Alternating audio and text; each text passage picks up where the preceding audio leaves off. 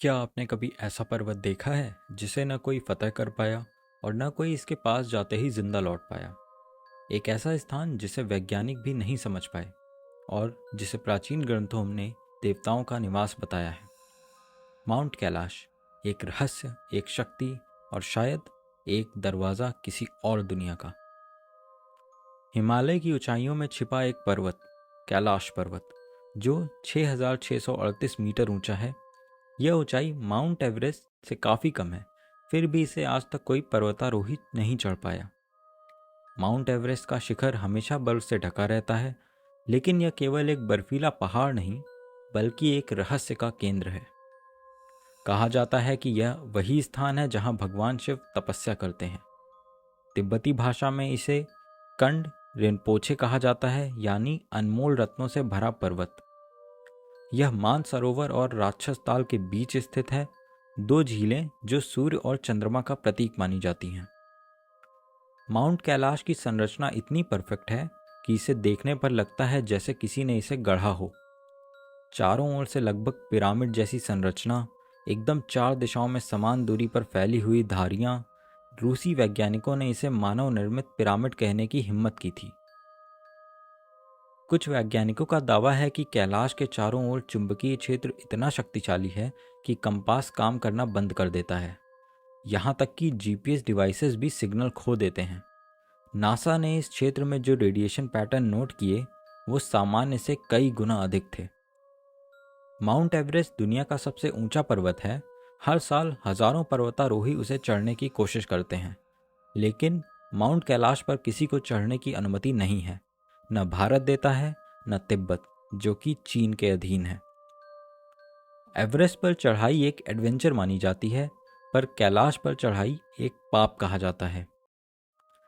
1985 में एक बहुत ही अनुभवी पर्वतारोही ने इसे चढ़ने की कोशिश की, लेकिन कुछ ही घंटों बाद उन्होंने लौटकर कहा कि वहाँ कुछ है, कुछ ऐसा जो हमें नहीं छेड़ना चाहिए। स्कंद पुराण, रामायण और महाभारत जैसे ग्रंथों में कैलाश का वर्णन एक दिव्य स्थल के रूप में है। यह वह स्थान है जहाँ शिव और पार्वती का निवास बताया गया है। जैन धर्म में इसे अष्टापद कहा गया है, जहाँ पहले तीर्थंकर ऋषभ देव को मोक्ष मिला। बौद्ध धर्म में यह मेरु पर्वत कहलाता है, ब्रह्मांड का केंद्र। क्या संयोग है कि चार प्रमुख धर्म, हिंदू, बौद्ध, जैन और बोन, सभी इसे पवित्र मानते हैं। स्थानीय लोगों का कहना है कि जो कैलाश की परिक्रमा करता है वह जवान महसूस करता है। एक रूसी वैज्ञानिक ने दावा किया कि जब उन्होंने पर्वत के पास एक घड़ी लगाई तो उसका समय बाकी घड़ियों से तेज चल रहा था। ऐसे भी किस्से हैं कि कुछ यात्री जो केवल 12 घंटे के लिए गायब हुए थे, उन्हें जब वापस देखा गया तो उनके बाल सफ़ेद हो चुके थे, जैसे उन्होंने कई साल बिता दिए हों। क्या कैलाश के पास कोई टाइम डायलेशन जैसी घटना होती है? कैलाश का शिखर हर मौसम में बादलों से ढका रहता है। दुनिया की सबसे बेहतरीन सैटेलाइट इमेजनरी भी इसके शिखर की स्पष्ट तस्वीर नहीं ले पाई। कहा जाता है जब कोई कैमरा जूम करता है तो स्क्रीन धुंधली हो जाती है। एक किंवदंती यह भी कहती है कि कैलाश शिखर पर सुदर्शन चक्र हमेशा घूमता है, जो किसी को भी वहां पहुंचने नहीं देता। कुछ यात्रियों ने कहा है कि उन्होंने वहां घंटी की आवाजें सुनी, जबकि वहां कोई मंदिर नहीं था। कुछ को सफ़ेद कपड़ों में साधु दिखाई दिए, जो फिर हवा में गायब हो गए। कुछ कैमरों में चमत्कारी रोशनी या आकृतियां कैद हुईं, जिन्हें वैज्ञानिक लेंस फ्लेयर कहकर टाल देते हैं। कई तिब्बती बौद्ध मानते हैं कि कैलाश एक डायमेंशनल गेटवे है, जहां से आत्माएं या ऊर्जा किसी अन्य लोक में प्रवेश करती हैं। कुछ कॉन्स्पिरेसी थ्योरीज और एंशिएंट एस्ट्रोनॉट थ्योरिस्ट का मानना है कि माउंट कैलाश दरअसल एक एंशिएंट एलियन बेस है। एरिक वॉन डेनिकेन ने अपनी किताब चैरियट्स ऑफ गॉड्स में इसका जिक्र किया है।